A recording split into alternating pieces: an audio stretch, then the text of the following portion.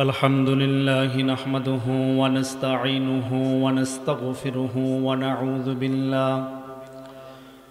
ونعوذ بالله من شرور أنفسنا ومن سيئات أعمالنا من يهده الله فلا مضل له ومن يضلله فلا هادي له ونشهد أن لا إله إلا الله وحده لا شريك له ونشهد أن سيدنا حبيبنا ونبينا ومولانا محمدا عبده ورسوله الذي أرسله بالحق بشيرا ونذيرا وداعيا إلى الله بإذنه وسراجا وقمرا منيرا فقد قال الله تعالى في كلامه المجيد وفرقانه الحميد أعوذ بالله من الشيطان الرجيم بسم الله الرحمن الرحيم من عمل صالحا من ذكر أو أنثى وهو مؤمن فلنحيينه حياة طيبة صدقت يا رب العالمين আমি যদি কখনো তায়েফে যাই,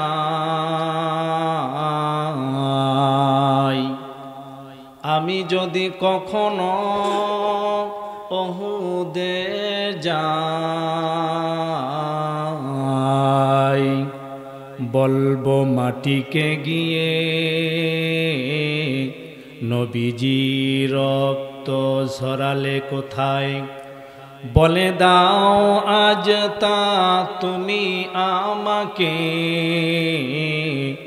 প্রতিশোধের দাবানল বাজাবো হেথায়।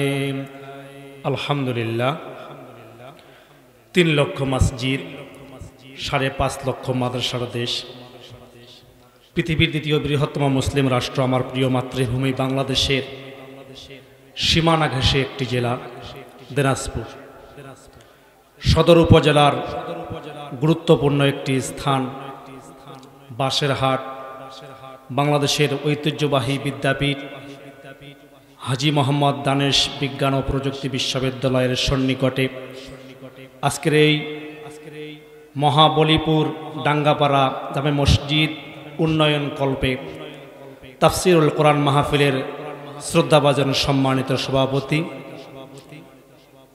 অত্র মসজিদের সম্মানিত সেক্রেটারি জনাব মোহাম্মদ নেসারউদ্দিন সাহেব আতালাল্লাহু উমরাহু ওয়া বারাকাল্লাহু ফি হায়াতি, সকলে বলি আল্লাহুম্মা আমিন। আজকের মাহফিলের আমন্ত্রিত ওলামায়ে কেরাম, সামনে উপবিষ্ট ইসলাম প্রিয় দিন প্রিয় মুসলিম ভ্রাতৃবৃন্দ, পর্দার অন্তরালে অবস্থানরতা আবেদা সলিহা শিক্ষিতা সর্বগুণে গুণান্বিতা মহিলা মা বোন, আপনাদেরকে আন্তরিক মোবারকবাদ, ইসলামের রীতিনীতি অনুযায়ী সালাম আরেকবার, আসসালামু আলাইকুম ওয়া রাহমাতুল্লাহি ওয়া বারাকাতুহু। মহান রব্বুল আলামিনের দরবারে শুকরিয়া আদায় করি, যিনি আমাদেরকে শীতকে অপেক্ষা করে আরামের ঘুম হারাম করে কোরআনুল কারীম থেকে তাফসীর শোনার জন্য যে আল্লাহ পাক আমাদেরকে জান্নাতের বাগানে কবুল করেছেন, অন্তরে অন্তরস্থল থেকে হৃদয়ের সবটুকুন ভালোবাসা আবেগ উজাড় করে একবার পড়ছি আলহামদুলিল্লাহ। সুনান তিরমিজি সাক্ষী, আউয়ালু মা ইউদআ ফিল জান্নাহ, হাসরের ময়দানে কঠিন দিনে আল্লাহ রাব্বুল আলামিন কিছু সংখ্যক মুমিনদেরকে ডেকে ডেকে জান্নাতের মালিক বানিয়ে দিবেন। জোরে বলি সুবহানাল্লাহ। এরা কারা? ফিস সাররাই ওয়াদ দাররা, সুখে দুঃখে কষ্টে আনন্দে, জালিমের জুলুম শিকার হওয়ার পরেও যারা মালিকের প্রশংসা আদায় করবে, আউয়ালু মা ইউদআ ফিল জান্নাহ, এদেরকে আল্লাহ পাক ডেকে ডেকে জান্নাতের মালিক বানিয়ে দিবেন। জোরে বলি সুবহানাল্লাহ। সালাতু ওয়াস সালাম পেশ করছি সেই মহান ব্যক্তিত্বের সৌজন্যে যিনি বিশ্ব মানবতার মুক্তির পথিক, হাশমি বংশের কাঙ্ক্ষিত প্রদীপ, মসজিদে নববীর সবুজ গম্বুজের নিচে শায়িত অবস্থায় আছেন আমার আপনার প্রাণ প্রিয় নেতা জনাবে মুহাম্মদুর রাসূলুল্লাহ সাল্লাল্লাহু আলাইহি ওয়াসাল্লাম। জান্নাতের সর্বোচ্চ মর্যাদা কামনা করি, ত্যাগের মহিমায় ভাস্বর ইসলামের সূচনা লগ্ন থেকে শুরু করে আজ পর্যন্ত যারা কোরআনের জন্য, দেশের জন্য, আল্লাহর জমিনে দিন প্রতিষ্ঠা করার জন্য নিজের জীবনটা বিলীন করে দিয়েছেন, আল্লাহ রাব্বুল আলামিন ওই সকল শহীদদেরকে জান্নাতুল ফেরদাউসের মেহমান হিসাবে কবুল করুন, বলি আল্লাহুম্মা আমিন। সম্মানিত ভাইরা আমার, ভূমিকা ছাড়াই আলোচনা, যেহেতু সময় খুবই কম, আমি আপনাদের সামনে মহাগ্রন্থ কোরআনুল কারীম থেকে সূরা নাহলের ৯৭ নং আয়াত তেলাওয়াত করেছি। তেলাওয়াতকৃত আয়াত সামনে রেখে আল্লাহ রাব্বুল আলামিন আমাদের জন্য কি মেসেজ দিয়েছেন এই আয়াতের মধ্যে সংক্ষিপ্তভাবে যেন আমি আলোচনা করতে পারি। ওমা তাওফীকি ইল্লা বিল্লাহ আলাইহি তাওয়াক্কালতু ওয়া ইলাইহি উনীব। সম্মানিত ভাইরা, আলোচনা করার পূর্বে যে কোরআন থেকে আমি আলোচনা করব, ঐতিহাসিক মুফাসসিরিন ইকরামগণ এই কোরআনুল কারীমের নাম দিয়েছে 52 থেকে 92টা। জোরে বলি সুবহানাল্লাহ। তার মধ্যে মাশহুর অর্থাৎ প্রসিদ্ধ নাম হলো 5টা। আমার ভাইরা, কোরআনুল কারীমের 1 নম্বর মাশহুর নাম হলো কোরআন। কোরআনুল কারীমের বিভিন্ন জায়গায় নামটি এসেছে সূরাতুল কমারের মধ্যে একবার নয়, দুইবার নয়, 4 বার আল্লাহ পাক বলেছেন ওয়ালাকাদ ইয়াসসারনাল কুরআনা লিযিকরি ফাহাল মিন মুদ্দাকির। জোরে বলি আল্লাহু আকবার।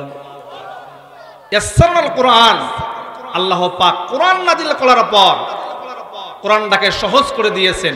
এই পৃথিবীতে বাইবেল, মহাভারত, গীতার কোনো হাফেজ নাই, ওল্ড টেস্টামেন্ট, নিউ টেস্টামেন্ট কোনো হাফেজ নাই, বাংলা, ইংরেজি, ফিজিক্স, কেমিস্ট্রির কোনো হাফেজ নাই। আজকে গোটা পৃথিবীতে কোরআনুল কারীমের হাফেজের সংখ্যা প্রায় 6 কোটি ছড়িয়ে গিয়েছে। জোরে বলি সুবহানাল্লাহ। আল্লাহ পাক বলতেছেন ইয়াসসারনাল কুরআন লিযিকরি ফাহাল মিন মুদ্দাকির। কোরআন নাযিল করার পর আমি কোরআনটাকে সহজ করে দিলাম। আমার ভাইরা, কোরআনুল কারীমের 2 নম্বর মাশহুর নাম হলো কিতাব। আল্লাহ রাব্বুল আলামিন সূরাতুল বাকারার শুরুতে বলতেছেন যালিকাল কিতাবু লা রাইবা ফি। এই পৃথিবীতে যতগুলা রাইটার আছে তারা বই লেখার পর বইয়ের শেষ পৃষ্ঠা লিখে দেয়। এই বইটা লিখতে গিয়ে, সংস্কার করতে গিয়ে যদি আপনাদের দৃষ্টিতে ভুল ধরা পড়ে, আপনারা আমাদেরকে জানাবেন, পরবর্তী সংস্কারে এটা সংশোধন করার চেষ্টা করব। কিন্তু আমার ভাইরা, দিনাজপুরের মুসলমান, আল্লাহ রাব্বুল আলামিন কোরআন নাযিল করার পর ওপেন চ্যালেঞ্জ করতেছেন যালিকাল কিতাব লা রাইবা ফি, there is no doubt in it. এমন একটি কিতাব যাতে কোনো সন্দেহ নাই, সন্দেহের অবকাশ নাই। যেটা বলি সুবহানাল্লাহ। এই জন্য বলা হয় কিতাব। আমার ভাইয়েরা, কোরআনুল কারীমের 3 নম্বর মাশহুর নাম হলো ফুরকান। আল্লাহ রাব্বুল আলামিন সূরাতুল ফুরকানের শুরুতে বলতেছেন তাবারাকাল্লাযী নাযালাল ফুরকানা আলাইহি লিয়াকুনা লিল আলামিনা নাযীরা। কোরআনকে বলা হয় ফুরকান। এই জন্য বলা হয়, কেউ যদি কোরআন পড়ে, কোরআন বুঝে, তাহলে সেই ব্যক্তি বুঝতে পারবে কোনটা সঠিক পথ, কোনটা সঠিক পথ নয়, কোনটা হিজবুল্লাহ, কোনটা হিজবুশ শয়তান। এই কোরআন পড়লে, কোরআনের ব্যাখ্যা পড়লে, অর্থ সহ পড়লে সে বুঝতে পারবে কোনটা সঠিক পথ। এই জন্য বলা হয়েছে ফুরকান। আমার ভাইয়েরা, কোরআনুল কারীমের 4 নম্বর মাশহুর নাম হলো তানজিল। আল্লাহ রাব্বুল আলামিন সূরা আহকামের শুরুতে বলতেছেন তানজিলুল কিতাবি মিনাল্লাহিল আজিজিল হাকীম। কোরআনুল কারীমের 5 নম্বর মাশহুর নাম হলো জিকির। আল্লাহ পাক বলতেছেন ইন্না নাহনু নাযালনা যিকরা ওয়া ইন্না লাহু লাহাফিজুন। কোরআন নাজিল করার পর এর হেফাজতের দায়িত্ব আল্লাহ পাক নিয়েছেন। জোরে বলি সুবহানাল্লাহ। সম্মানিত ভাইরা, আমি সেই কোরআন থেকে সূরা নাহলের ৯৭ নং আয়াত তেলাওয়াত করেছি। এই আয়াতের মধ্যে কোরআনুল কারীমের তাফসীর হয় দুই ভাবে, একটা হলো আয়াত ভিত্তিক আর শিরোনাম ভিত্তিক। আমার যেহেতু সময় খুবই কম, আমি সংক্ষিপ্তভাবে এই আয়াতের আলোকে কিছু কথা বলার চেষ্টা করব। এখানে বলা হয়েছে মুমিনের কাজ কি এবং মুমিনের পুরস্কার কি। মুমিন সম্পর্কে আলোচনা করার আগেই মুনাফিক সম্পর্কে যদি একটু আলোচনা করি তাহলে আলোচনাটা বুঝতে একটু সহজ হবে। মুনাফিক কাহাকে বলা হয়? আমার ভাইরা, আপনি কাফেরকে চিনতে পারবেন, নাস্তিককে চিনতে পারবেন, ইহুদিকে চিনতে পারবেন, খাঁটি মুসলমানকে চিনতে পারবেন, কিন্তু মুনাফিককে আপনি সহজেই চিনতে পারবেন না। মুমিন সম্পর্কে আলোচনা করার আগে মুনাফিক সম্পর্কে একটু ধারণা দিলে আপনি আলোচনাটা বুঝতে আপনার সহজ হবে। আমার ভাইয়েরা, মুনাফিকের আলামত হাদিস এবং কোরআনের মধ্যে বিভিন্ন জায়গায় বিভিন্নভাবে উল্লেখ করা হয়েছে। হাদিসের মধ্যে এসেছে 3টা, কোন হাদিসে এসেছে 4টা। আমি কোরআনুল কারীম থেকে মুনাফিকদের পরিচয় সম্পর্কে একটু বলি। আল্লাহ রাব্বুল আলামিন বলেন, ওয়া ইযা কিলা লাহুম তাআলাউ ইলা মা আনজালাল্লাহু ওয়া ইলার রাসূল। আল্লাহ রাব্বুল আলামিন বলতেছেন, নবী আপনি যখন মানুষদেরকে আল্লাহ এবং আপনার দিকে ডাকবেন, রাসূলের দিকে ডাকবেন, কিছু লোক দেখবেন রাআইতাল মুনাফিকিন, মুনাফিকদের দেখবেন আপনি ইয়াসুদ্দুনা আনকা সুদুদা, তারা পাশ কাটিয়ে চলে যাবে। আমার ভাইয়েরা, কেউ যদি বলে এসো কোরআন পড়ি, কোরআন বুঝি, আল কোরআনের সমাজ গড়ি, এই কথা যখন বলবেন রাআইতাল মুনাফিকিনা, নবী আপনি দেখবেন ইয়াসুদ্দুনা আনকা সুদুদা, কিছু মানুষ, কিছু মুনাফিক পাশ কাটিয়ে চলে যাবেন। আমার ভাইয়েরা, পাশ কাটা মানুষ আমাদের দেশে আছে না নাই?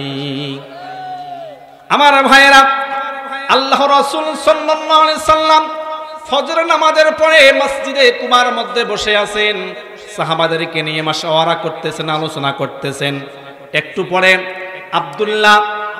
আব্দুল্লাহ বিন উবাইয়ের ছেলে আব্দুল্লাহ এসে হাউমাউ করে কান্নায় ভেঙে বললেন। নবীজি তার দিকে তাকায় বলতেছেন, আব্দুল্লাহ রে, কেন কান্না করতেছ? আমার ভাইয়েরা, আব্দুল্লাহ বলতেছে, নবীজি আমার বাবা আজকে দুনিয়া থেকে চলে গিয়েছেন, চলে যাওয়ার আগে কয়েকটা বিষয় আপনাকে নসিহা করেছেন আপনাকে বলার জন্য। 1 নাম্বার নসিহা হলো, আমার বাবা ইন্তেকাল করিয়েছেন, ইন্তেকাল করার আগেই কয়েকটা উপদেশ দিয়েছিলেন, নসিহা করেছিলেন। তার মধ্যে 1 নাম্বার নসিহা হলো, আপনি আপনার হাত দিয়ে আমার বাবার গোসল আপনি করাবেন। এটা হলো 1 নাম্বার নসিহা। 2 নাম্বার হলো, নবীজি আপনার মুখের লালা এবং মুখের থুতু আমার আব্বার মুখের মধ্যে একটু লাগিয়ে দিবেন।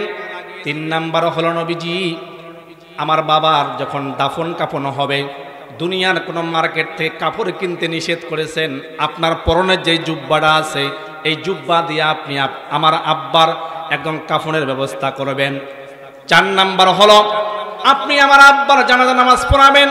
নবীজি জানাজা যখন শেষ হয়ে যাবে, আমার আব্বার লাশটা যখন কবরের মধ্যে রাখা হবে, আপনি আপনার হাত দিয়ে আমার আব্বাকে বুকের মধ্যে জড়ায় ধরবেন এবং নিজ হাত দিয়ে আমার আব্বার লাশটা কবরের মধ্যে রাখবেন। আমার ভাইরা, এই কথা বলার পরে আল্লাহর নবী রওনা দিচ্ছেন। উমর রাদিয়াল্লাহু তাআলা আনহু, আমি সংক্ষিপ্তভাবে বলতেছি যেহেতু সময় কম, উমর রাদিয়াল্লাহু তাআলা আনহু পিছন দিক থেকে জামাটা টেনে ধরেছেন, নবীজিও টানতেছেন, উমরও টানতেছেন। এমন তো অবস্থায় জিবরাইল আমিন ওহী নিয়ে হাজির হয়ে গেলেন। জোরে বলি সুবহানাল্লাহ। নবীজি জানাজা যাওয়ার জন্য প্রস্তুতি গ্রহণ করতেছেন, যাইতেছেন। উমর রাদিয়াল্লাহু তাআলা আনহু পিছন দিক থেকে জামাটা টেনে ধরেছেন। আমার ভাইয়েরা, জিবরাইল এসে গেলেন, এসে বলতেছেন, ইস্তাগফির লাহুম আও লা তাস্তাগফির লাহুম। নবীজি আপনি মুনাফিকের জন্য ক্ষমা করেন, ক্ষমা প্রার্থনা করেন আর না করেন উভয়ের সমান। ওয়া ইন তাস্তাগফির লাহুম ৭০ মাররাতান ফালান ইয়াগফিরাল্লাহু লাহুম। নবী, আপনি যদি এই মুনাফিকের জন্য ৭০ বার যদি দোয়া করেন, আপনার দোয়া কবুল হবে না। জোরে বলেন নাউজুবিল্লাহ। নবী যদি দোয়া করে, নবী কবুল হবে না। কেন? আমার ভাইয়েরা, এখান থেকে শেষ নয়। আল্লাহ পাক বলতেছেন, ওয়ালা তুসাল্লি আলা আহাদিম মিনহুম মাতা আবাদাম। নবী, আপনি এই মুনাফিকের জানাজার মধ্যে শরীক হবেন না এবং তার কবরের পাশে আপনি দাঁড়াবেন না। সে ছিল মুনাফিক। সে ছিল কি? মুনাফিক। শুধু এখান থেকে শেষ নয়, সে উহুদের ময়দানে এবং অনেক যুদ্ধের ময়দানে অনেক মুসলমানদেরকে ফুসলাইয়া জিহাদের ময়দান থেকে দূরে সরিয়ে নিয়ে গেছে। জোরে বলে নাউজুবিল্লাহ। আব্দুল্লাহ বিন উবাই আমার চাইতে জুব্বা অনেক লম্বা ছিল, দাড়ি ছিল, 5 ওয়াক্ত নামাজ জামাতের সাথে আদায় করত। আব্দুল্লাহ বিন উবাই মসজিদে মানত আল্লাহকে, বাহিরে মানত অন্য রবকে। অর্থাৎ আল্লাহর জমিনে কোরআন দিয়ে শাসন হোক, এটা আব্দুল্লাহ বিন উবাই চায় নাই। ইউসারিউনা ফিল কুফর, কুফরি মতবাদকে সমর্থন করত। দেখার কারণে তার নামাজ, তার রোজা, হজ, যাকাত সব বাতিল হয়ে গিয়েছে। জোরে নাউজুবিল্লাহ। এই জন্য আল্লাহ পাক বলতেছেন, ওয়াইদা কিলা লাহুম তাআলাউ ইলা মা আনসালাল্লাহু ওয়া ইলার রাসূল। নবী, আপনি যখন মানুষকে ডাক দিবেন, এসব কোরআন পড়ি, কোরআন বুঝি, কোরআন অনুযায়ী নিজের জীবন গঠন করি। রাআইতাল মুনাফিকিন, আপনি কিছু লোককে দেখবেন তারা পাশ কেটে চলে যাবে। আমার ভাইরা, মুনাফিকের 2 নম্বর আলামত হলো আল্লাহ রাব্বুল আলামিন বলতেছেন, ওয়াইযা লাকুল্লাযীনা আমানু ক্বালু আমান্না ওয়া ইযা খালাউ ইলা শায়াতিনিহিম। মুনাফিকরা যখন মাহফিলে আসবে, যখন মসজিদে যাবে, তাদের চরিত্র একরকম। মাহফিল থেকে যখন বাহিরে যাবে, ইসলাম বিরোধী, কোরআন বিরোধী, আল্লাহ বিরোধী এদের সঙ্গে যখন মিশবে, তখন তার চরিত্র ওদের মতন। জোরে বলে নাউজুবিল্লাহ। আরেকবার জোরে বলে নাউজুবিল্লাহ। তাহলে মসজিদে একরকম চরিত্র, মাহফিলে আসলে একরকম চরিত্র, ইমানদারের সঙ্গে মিশলে একরকম চরিত্র, দেখলে মনে হয় ইমানদার। আর যখন বাহিরে যাবে, কোন ইসলাম বিরোধী, কোরআন বিরোধী লোকদের সঙ্গে যখন মিশবে, তখন বলবে আমি আপনাদের সাথেই আছি। জোরে বলে নাউজুবিল্লাহ। আমার ভাইয়েরা, এখান থেকেই শেষ নয়। আলা ইন্নাহুম হুমুল মুফসিদুনা ওয়ালাকিন লা ইয়াশউরুন। মুনাফিকরা হলো সন্ত্রাস। আল্লাহ পাক বলতেছেন, দলিল সূরা বাকারা আয়াত নাম্বার 12।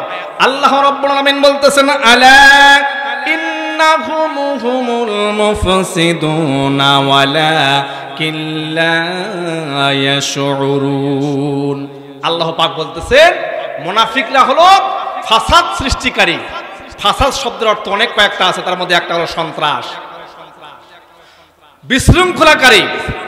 আমার ভাইয়েরা, এই ফাসাদ, এই সন্ত্রাসগুলো যখন ক্ষমতায় যাবে, 7 দফা কর্মসূচি বাস্তবায়ন করবে। গভীর মনোযোগ দিবেন। আমি কোরআন থেকে বলতেছি, এই মুনাফিকরা যখন কোন রাষ্ট্রের ক্ষমতা পাবে, তখন জমিনের মধ্যে, দেশের মধ্যে 7 দফা কর্মসূচি বাস্তবায়ন করবে। সূরা নামল আয়াত নাম্বার 34। যারা এখানে শিক্ষিত মানুষরা আছেন, শিক্ষিত ভাইরা আছেন, একটু লিখে রাখবেন, বাড়িতে গিয়ে মিলাবেন আমার কথাটা ঠিক আছে কিনা। এই মুনাফিকরা যখন রাষ্ট্রের ক্ষমতা পাবে, জমিনের মধ্যে 7 দফা কর্মসূচি বাস্তবায়ন করবেন। সূরা নামল আয়াত নাম্বার 34। আল্লাহ রাব্বুল আলামিন বলেন, ক্বালাত ইন্নাল মুলুকা ইযা দাখালু ক্বরিয়াতান আফসাদুহা। আমার ভাইরা, মুনাফিকরা যখন ক্ষমতায় যাবে, 1 নাম্বার কর্মসূচি বাস্তবায়ন করবে, তারা জমিনের মধ্যে ফাসাদ সৃষ্টি করবে, বিশৃঙ্খলা সৃষ্টি করবে। জোরে বলে নাউজুবিল্লাহ। 2 নাম্বার হলো ওয়াজআলু আ'iজ্জাতা আহলিহা আযিল্লা দেশের মধ্যে যতগুলা সম্মানিত মানুষ আছে এদেরকে লাঞ্ছনা করবে, অপমানিত করবে। জোরে বলে নাউজুবিল্লাহ। দলিল সূরা নামল আয়াত নাম্বার 34, ওয়া কাযালিকা ইয়াফআলুন। মুনাফিকদের কাজ হলো এগুলো। আমার ভাইয়েরা, 3 নাম্বার হলো আল্লাহ পাক বলতেছেন সূরা বাকারা আয়াত নাম্বার 205, ওয়া ইযা তাআল্লা সাআ ফিল আরদি লিইফসিদা ফিহা ওয়া ইউহলিকাল হারসা ওয়ান নাস। আমার ভাইরা, এই মুনাফিকগুলো যখন রাষ্ট্রের ক্ষমতা পাবে সমস্ত শক্তি কৌশল অবলম্বন করে জমিনের মধ্যে বিশৃঙ্খলা সৃষ্টি করবে এবং জমিনের খনিজ সম্পদগুলোকে শস্য ক্ষেতগুলোকে একটু জিকির করি, লা ইলাহা ইল্লাল্লাহ, লা ইলাহা, লা ইলাহা ইল্লাল্লাহ মুহাম্মাদুর রাসূলুল্লাহ। তাহলে মুনাফিকদের 3 নম্বর আলামত হলো যখন ওয়া ইযা তাওয়াল্লা সাআ ফিল আরদি লিইফসিদা ফিহা, যখন ক্ষমতায় যাবে সমস্ত কৌশল, ক্ষমতায় টিকিয়ে রাখার জন্য সমস্ত কৌশল অবলম্বন করবে এবং খনিজ সম্পদগুলোকে নষ্ট করে দেবে। জোরে বলে নাউজুবিল্লাহ। আপনারা লিখে রাখেন, যাদের বাড়িতে অর্থসহ কোরআন শরীফ আছে আপনার বাসাকে দেখবেন। দলিল সূরা বাকারা আয়াত নাম্বার 205। এখান থেকে শেষ নয়, ওয়া ইউহলিকাল হারসা ওয়ান নাস, ক্ষমতায় স্থায়ী করার জন্য, ক্ষমতায় টিকিয়ে রাখার জন্য মানুষগুলোকে হত্যা করবে। ওয়ান নাস, আল্লাহু লা ইউহিব্বুল ফাসাদ, আল্লাহ পাক এই ফাসাদকারীদেরকে ভালোবাসেন না। জোরে বলে নাউজুবিল্লাহ। আমার ভাইয়েরা, এখান থেকে শেষ নয়, আল্লাহ পাক বলতেছেন আল মুনাফিকুনা ওয়াল মুনাফিকাতু বা'দুহুম মিন বা'দ, মুনাফিকরা একে অপরের বন্ধু দোসর। আমার ভাইয়েরা, এই মুনাফিকগুলো যদি রাষ্ট্রের ক্ষমতা পায় তার 3 দফা কাজ বাস্তবায়ন করবে। এই আয়াতের মধ্যে বলতেছেন সূরা তাওবা আয়াত নাম্বার 67। আমার ভাইয়েরা, 1 নাম্বার কর্মসূচি হলো ইয়ামুরুনা বিল মুনকার, জমিনের মধ্যে খারাপ কাজের আদেশ দেবে, মদের লাইসেন্স দেবে, একদম পতিতালয় প্রতিষ্ঠা করবে। আমার ভাইয়েরা, যতগুলা অশ্লীল বেহায়াপনা কাজ আছে, মদ, জুয়া, হাউজি, লটারি, মানুষ হত্যার সমস্ত কাজগুলোকে চালু করে দিবে। ওয়া ইয়ানহাউনা আনিল মা'রুফ, ভালো ভালো কাজগুলো বন্ধ করে দিবে, মাহফিল বন্ধ করে দিবে। তাফসীর মাহফিল হোক, এটা তারা যাবে না। এখান থেকে সঠিক কথা হোক, কোরআন হাদিসের ব্যাখ্যা সঠিকভাবে ব্যাখ্যা হোক, এটা তারা যাবে না। ওয়া ইয়ানহাউনা আনিল মা'রুফ, তারা ভালো ভালো কাজগুলো বন্ধ করে দিবেন। ওয়া ইয়াকবিদুনা আইদিহিম, এবং তারাও নিজেরা এই সব কাজ থেকে বঞ্চিত থাকবে। আমার ভাইয়েরা, আমি সংক্ষিপ্তভাবে বলতেছি, আল্লাহ পাক বলতেছেন বাশশিরিল মুনাফিকিনা বিআন্না লাহুম আযাবান আলীমা, এই সকল মুনাফিকদের জন্য রয়েছে কঠিন শাস্তি। জোরে বলে নাউজুবিল্লাহ। আমার ভাইরা, আমি মুনাফিক সম্পর্কে সংক্ষিপ্তভাবে একটু ধারণা দিলাম। এখন আসেন মূল আলোচনার দিকে। আমি যে আয়াত তেলাওয়াত করেছি সূরা নাহলের 97 নং আয়াত। আমার ভাইয়েরা, এই আয়াতের মধ্যে আল্লাহ পাক বলতেছেন মান আমিলা সালিহাম মিন যাকারিন আও উনসা ওয়া হুয়া মুমিনুন ফালানুহইয়ান্নাহু হায়াতান তাইয়্যিবা। আল্লাহ পাক বলতেছেন মুমিন নারী এবং পুরুষ ঈমান আনার পর যারা সৎ কাজ করবে, আল্লাহ পাক ফালানুহইয়ান্নাহু হায়াতান তাইয়্যিবা, নেক হায়াত দিবেন, হায়াতে তৈয়বা দিবেন। জোরে বলি সুবহানাল্লাহ। হায়াতে তৈয়বাটা কি জিনিস? আমার ভাইয়েরা, আজকের এই মহাবালীপুর ডাঙ্গাপাড়ার যুবকরা ইচ্ছা করলে এখানে একটা গানের আয়োজন করতে পারত, যাত্রা গান অথবা পুতুল নাচের আয়োজন করতে পারত, কিন্তু তারা মাহফিলের আয়োজন করেছেন। এর নাম হলো হায়াতে তৈয়বা। আমার ভাইয়েরা, হায়াতে তৈয়বা হলো মুয়াজ্জিন সাহেব প্রতিদিন ডাক দেয় হাইয়া আলাস সালাম, এসো হে মানুষ নামাজের দিকে আসো, হাইয়া আলাল ফালাহ, এসো হে মানুষ কল্যাণের দিকে আসো। এই আযান শোনার পর আপনি সমস্ত কাজকর্ম বাদ দিয়ে মসজিদে যাবেন, এর নাম হলো হায়াতে তয়্যিবা। জোরে বলি সুবহানাল্লাহ। আমার ভাইয়েরা, একজন ব্যক্তি সুদের টাকা দিয়ে ঘুষের টাকা দিয়ে 10 তলা বিল্ডিং করেছে, ব্যবসা বাণিজ্য করেছে, কোটি কোটি টাকার মালিক হয়েছে। এই দৃশ্য দেখার পর কোনোদিন আপনারা আফসোস হবে না, এর নাম হলো হায়াতে তয়্যিবা। সামনে রমাদান মাস আসতেছে, আপনি সিয়াম পালন করবেন, রোজা রাখবেন, এর নাম হলো হায়াতে তয়্যিবা। একজন সুদ খায়, ঘুষ খায়, জমিনের সঠিকভাবে একদম সুদ ঘুষ খাওয়ার পরে অনেক টাকার মালিক হয়েছে। এই দৃশ্য দেখার পরে কোনোদিন আপনার মনে কষ্ট হবে না। জোরে বলি সুবহানাল্লাহ। এর নাম হলো হায়াতে তয়্যিবা। সুদ সুদ মারাত্মক একটা গুনাহ। সুদ যারা খায়, আল্লাহর দুশমন, নবীর দুশমন, ইমানদারের শত্রু। একদম সুদ যারা খায়, জমিন দিয়ে যেমন চলাফেরা করে সুদখোর, এই জমিন পর্যন্ত চিৎকার করে ডাক দেয়। জোরে বলি নাউজুবিল্লাহ। আমার ভাইয়েরা, আল্লাহ রাব্বুল আলামিন বলেন, ইয়া আইয়ুহাল্লাযীনা আমানু তাকুল্লাহা ওয়া যারু মা বাকিয়া মিনার রিবা ইন কুনতুম মুমিনিন। আল্লাহ পাক বলতেছেন, ও ঈমানদারগণ, আমানুত্তাকুল্লাহ, তোমরা আমি আল্লাহকে ভয় করো। ওয়াজারু মা বাকিয়া মিনার রিবা, সুদের যে টাকাগুলো তোমরা লাভের জন্য এলাকার মধ্যে ছড়িয়ে দিয়েছো, ওয়াজারু মা বাকিয়া মিনার রিবা ইন কুনতুম মুমিনিন, যদি তুমি ঈমানদার হয়ে থাকো, মুমিন হয়ে থাকো, সমস্ত টাকাগুলো তোমরা ছেড়ে দাও। এই হুকুমটা কার? ওয়াজারু মা বাকিয়া মিনার রিবা ইন কুনতুম মুমিনিন, যদি তুমি ঈমানদার হয়ে থাকো, মুসলমান হয়ে থাকো, সুদের বকেয়া টাকাগুলো ছেড়ে দাও। যদি কেউ না ছেড়ে দেয় তাহলে কি হবে?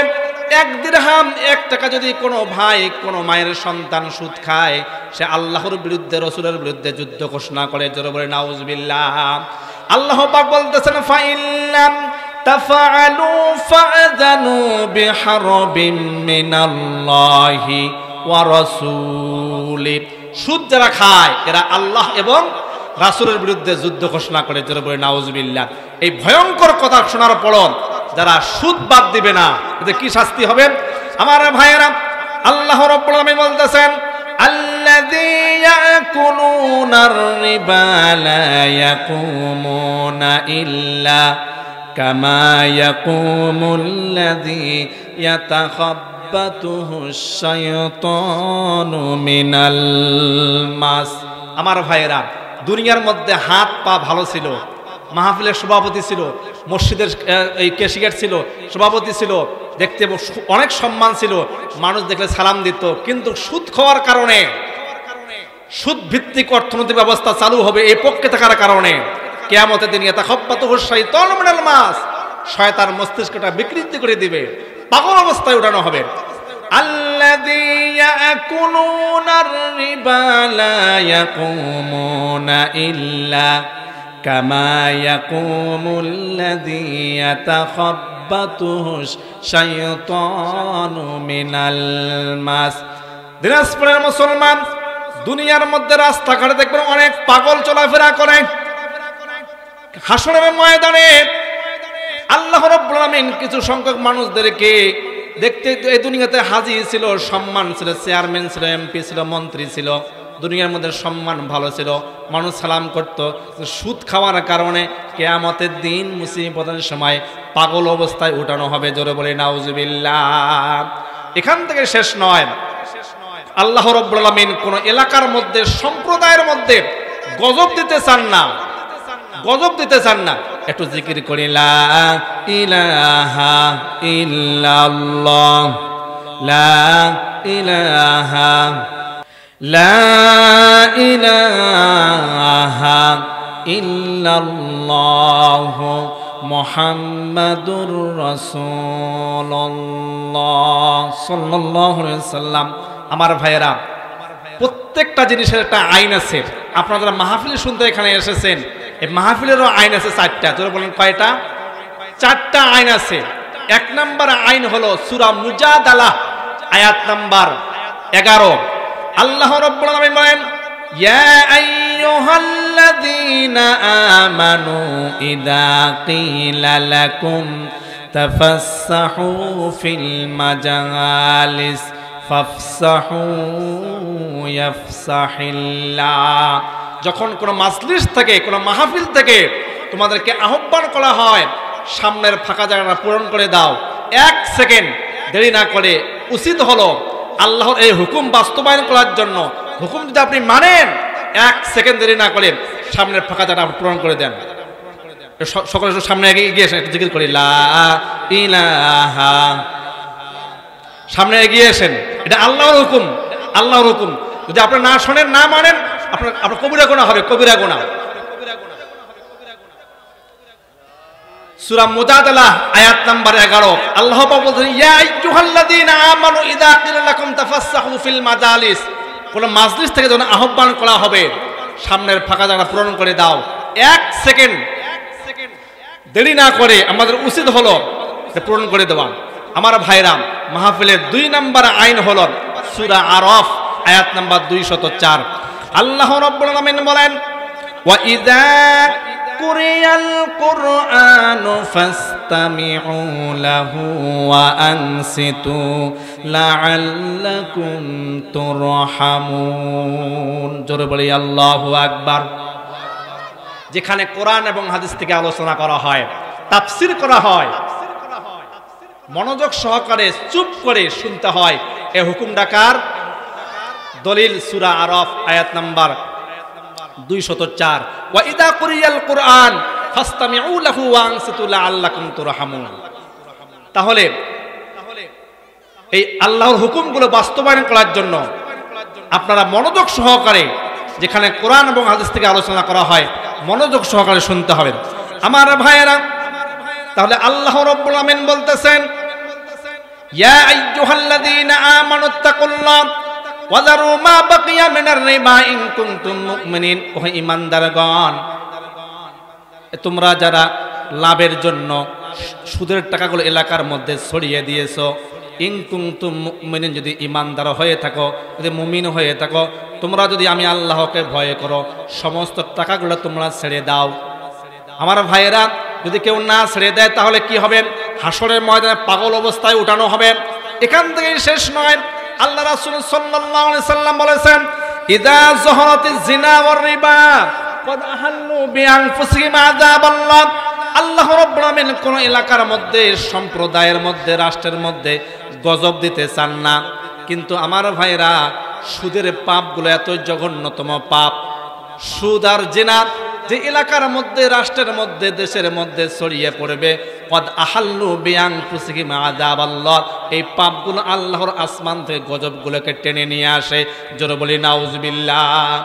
ভয়ঙ্কর কথা। আল্লাহ পাক কোন রাষ্ট্রের মধ্যে মহামারী ভাইরাস দিতে চান না, কিন্তু যেই রাষ্ট্রের মধ্যে সুদের পাপ এবং জিনার পাপ ছড়িয়ে পড়বে, ক্বাদ আহাল্লু বিআনফুসিহিম আযাবাল্লাহ, এই পাপগুলো আল্লাহর আসমান থেকে গজবগুলোকে টেনে নিয়ে আসবে। জোরে বলি নাউজুবিল্লাহ। আরেকবার জোরে বলি নাউজুবিল্লাহ। আমার ভাইয়েরা, তাহলে মুমিন যারা হবেন, একজন অবৈধ টাকা ইনকাম করেছেন, সুদের টাকা, ঘুষের টাকা, এই দৃশ্য দেখার পর, এই সম্পদ দেখার পর মনের মধ্যে কোনো কষ্ট হবে না। এই জন্য আল্লাহ পাক বলেছেন, মান আমিলা সালিহাম মিন যাকারিন আও উনসা ওয়া হুয়া মুমিনুন ফালানুহয়িয়ান্নাহু হায়াতান তাইয়্যিবা। আমার ভাইয়েরা, মুমিন যারা হবেন, 2 নম্বর পুরস্কার হলো সূরা বাকারা আয়াত নাম্বার 257। আল্লাহ রাব্বুল আলামিন বলেন, আল্লাহু ওয়ালিয়ুল্লাযীনা আমানু ইখরিজুহুম মিনাজ যুলুমাতি ইলান নূর। জোরে বলি আল্লাহু আকবার। মুমিন যারা হবেন, এদের বন্ধু হবেন আল্লাহ। জোরে বলি সুবহানাল্লাহ। প্রশ্ন আসতে পারে, দুনিয়ার বন্ধু বিপদে পড়লে টাকা দেয়, অনেক সময় সিগারেট দেয়, বিড়ি দেয়, অনেক মনে করেন মেয়ে মানুষের ফোন নাম্বার সংগ্রহ করে দেয়। আল্লাহ পাক যদি বন্ধু হন তাহলে কি করবেন আল্লাহ পাক? আমার ভাইয়েরা, আল্লাহ পাক 2টা চোখ দিয়েছেন, 30,000 কোটি জিনিস আলাদা করে দেখতে পারবেন। এই চোখের মধ্যে সেই ক্ষমতা আল্লাহ পাক দিয়েছেন। জোরে বলি সুবহানাল্লাহ। নাক, আল্লাহ পাক নাক দিয়েছেন। 37 লক্ষ ঘ্রাণ, জিনিসের ঘ্রাণ আপনি নিতে পারবেন এই নাক দিয়া। আল্লাহ পাক কান দিয়েছেন, 5.5 লক্ষ আওয়াজ পার্থক্য করে আপনি শুনতে পারবেন। জোরে বলি সুবহানাল্লাহ। এমন একজন রব আল্লাহ আমাদের বন্ধু হবেন। শর্ত কি? আল্লাহু ওয়ালিয়ুল্লাযীনা আমানু, আমাদেরকে মুমিন হতে হবে। আমার ভাইয়েরা, মুমিনের 3 নাম্বার লাভ হলো আল্লাহ রাব্বুল আলামিন বলেন, ইন্নাল্লাযীনা আমানু ওয়া আমিলুস সালিহাতি সায়াজআলু লাহুমুর রহমানু উদ্দা। আল্লাহ রাব্বুল আলামিন বলেন, যারা ঈমান আনার পর যারা সৎ কাজ করবেন, এই সকল লোকগুলোকে পৃথিবীর সমস্ত মানুষ ভালোবাসবে। প্রশ্ন আসতে পারে, হুজুর এই যে মুসলমানরা তো আজকে মারি খাচ্ছে, ফিলিস্তিনে মারি খাচ্ছে, সিরিয়ায় মারি খাচ্ছে, রোহিঙ্গার মধ্যে মারি খেলো, আজকে গোটা পৃথিবীর মধ্যে মুসলমানরা নির্যাতিত। আল্লাহ পাক বলতেছেন, ইন্নাল্লাযীনা আমানু ওয়া আমিলুস সালিহাত সায়াজআলু লাহুমুর রহমানু উদ্দা। মুমিন যারা হবেন এদেরকে সমস্ত পৃথিবীর মানুষ ভালোবাসবেন। আয়াতের সাথে তো বাস্তবতার কোনো মিল নাই। আমি একটু হাদিস দিয়ে মিল দিয়ে দিচ্ছি, একটু গভীর মনোযোগ দিবেন। আমার ভাইয়েরা, একদিন আবুল আহাব, আবু জেহেল ঘরোয়া মিটিং করতেছেন, ঘরের মধ্যে মিটিং করতেছেন। আবু জেহেল আবুল আহাবকে প্রশ্ন করতেছেন, ও ভাই আবুল আহাব, আপনি পৃথিবীর মধ্যে সবচাইতে কোন ব্যক্তিটাকে বেশি ভালোবাসেন? আবুল আহাব কোনো কথা বলে না। আবু জেহেল বলেন, ভাই একটু বলেন, মন থেকে বলবেন, এখানে কেউ নাই, আপনি আর আমি আছি এখানে, আপনি পৃথিবীর মধ্যে কোন ব্যক্তিটাকে সবচেয়ে বেশি ভালোবাসেন? একটু পরে আবু যার গিফারি রাদিয়াল্লাহু তাআলা আনহু রাস্তা দিয়ে যাইতেছেন, মানে রুমের পাশ দিয়ে। এই কথা শোনার পর আবু যার গিফারি রাদিয়াল্লাহু তাআলা আনহু উনি থমকে দাঁড়িয়ে গেলেন। এবার আবুল আহাব বলতেছেন, এই পৃথিবীর মধ্যে সবচাইতে আমি মুহাম্মদকে বেশি ভালোবাসি। জোরে বলি সুবহানাল্লাহ। 2 নাম্বার হলো মুহাম্মদের কালেমা পড়া লোকগুলোকে আমি ভালোবাসি। আবু জেহেল বলতেছেন, যদি ভালোবাসেন সকাল বিকাল মারার কেন ষড়যন্ত্র করেন? আমার ভাইয়েরা, আবুল আহাব 54 বার আল্লাহর নবীকে হত্যা করার জন্য ষড়যন্ত্র করেছিল, ব্যর্থ হয়ে গিয়েছিল। এবার আবু জেহেল বলতেছেন, ও ভাই আবুল আহাব, আপনি যদি মুহাম্মদকে যদি ভালোবাসেন, সকাল বিকাল মারার কেন ষড়যন্ত্র করেন, কেন চক্রান্ত করেন, কেন কৌশল অবলম্বন করেন? আবুল আহাব সেদিন উত্তর দিয়েছিলেন, আমি মুহাম্মদকে ভালোবাসি তার চরিত্রের কারণে, মারি হলো ক্ষমতায় টিকে থাকার জন্য। জোরে বলি নাউজুবিল্লাহ। আরেকবার জোরে বলি নাউজুবিল্লাহ। আচ্ছা, গোটা পৃথিবীতে মুসলমানরা মারি খাইতেছে, এদের চরিত্র যে খারাপ এই জন্য না। বেঈমান নাস্তিকরা, আল্লাহ বিরোধী, কোরআন বিরোধী যারা লোক, স্বৈরাচার যারা স্বৈরাচার, তারা ফ্যাসিস্ট, যারা এরা ইমানদারকে হত্যা করে এই জন্য, ক্ষমতায় টিকে রাখার জন্য। জোরে বলি নাউজুবিল্লাহ। সেদিন আবুল আহাব বলতেছিলেন, আমি সবচেয়ে বেশি ভালোবাসি মুহাম্মদকে, আর 2 নম্বর ভালোবাসি হলো মুহাম্মদের কালেমা পড়া ইমানদার লোকগুলোকে। জোরে বলি সুবহানাল্লাহ। আমার ভাইয়েরা, আল্লাহ পাক বলতেছেন, ইন্নাল্লাযীনা আমানু ওয়া আমিলুস সালিহাতি সায়াজআলু লাহুমুর রহমানু উদ্দা। ঈমান আনার পর যারা সৎ কাজ করবে, এই সকল লোকগুলোকে সকলেই ভালোবাসবে। জোরে বলি সুবহানাল্লাহ। আমার ভাইয়েরা, 4 নাম্বার হলো মুমিন যারা হবেন এদের লাভ কি হবেন? আল্লাহ রাব্বুল আলামিন বলতেছেন, ইউসাব্বিতুল্লাহুল্লাযীনা আমানু বিল কওলিস সাবিতি ফিল হায়াতিদ দুনিয়া ওয়া ফিল আখিরাহ। আমার ভাইয়েরা, মুমিন যারা হবেন, ঈমান আনার পর যারা সৎ কাজ করবেন, আল্লাহ পাক দুনিয়া এবং আখিরাতে প্রতিষ্ঠিত করবেন। জোরে বলি সুবহানাল্লাহ। এই দলিল হলো সূরা ইব্রাহিম আয়াত নাম্বার 27।